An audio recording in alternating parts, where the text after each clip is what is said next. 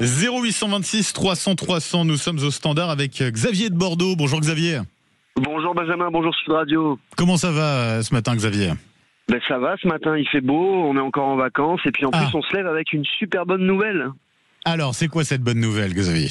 La bonne nouvelle, c'est qu'on a un président de la République qui a décidé d'endosser son rôle et d'assumer ce qu'est la France sur le champ international et de reconnaître la Palestine. Donc c'est une bonne nouvelle. Moi je me lève du bon pied là ce matin, ça fait plaisir. Ça sera pour le mois de septembre. Cette décision, en tout cas, elle sera officialisée en septembre pour cette reconnaissance de l'État palestinien. En quoi c'est une bonne nouvelle selon vous Xavier ?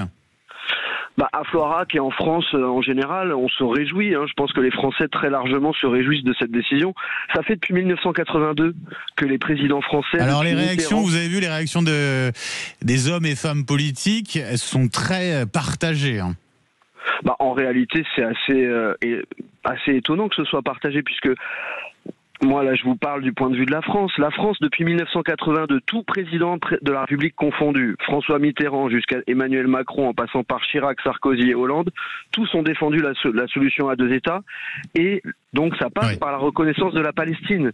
C'est la première étape pour mettre en place la solution à deux États. Il faut qu'on reconnaisse la Palestine comme 148 autres pays dans le monde l'ont déjà fait avant nous.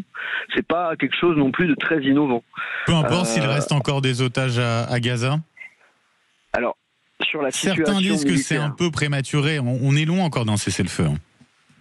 Bon, déjà, prématuré, je pense que c'est un terme pas adapté, puisque je vous dis, ça fait plus de 40 ans qu'on défend cette solution-là. Et puis, effectivement, il faut que les otages qui restent encore à Gaza soient rendus à Israël. Est-ce qu'il y a encore des otages ? Bon, ça c'est une question qu'on peut soulever. Mais si on part 40 sur le terrain ou 50 otages de mémoire qui sont encore détenus par le Hamas. Oui, mais sont-ils encore vivants ? C'est la question qu'on peut se poser. Bien sûr. Mais après, on peut aussi regarder de plus près le conflit actuel.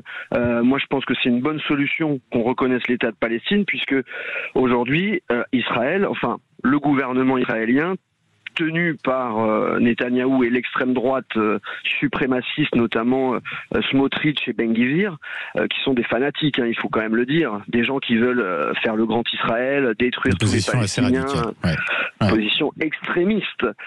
Ces gens-là, en fait, aujourd'hui, sont en train de mener un quasi-génocide à Gaza, puisqu'on voit que l'AFP a publié un communiqué il y a 2 jours, l'AFP qui est créée depuis 1945, ils ont dit quoi ?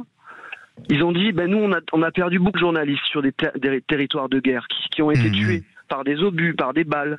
Mais là, ce serait la première fois depuis notre création qu'on aurait des journalistes qui seraient morts de faim. On a des gens actuellement à Gaza, la famine est organisée par Israël à Gaza. C'est extrêmement grave. Xavier, merci d'avoir été avec nous ce matin sur Sud Radio.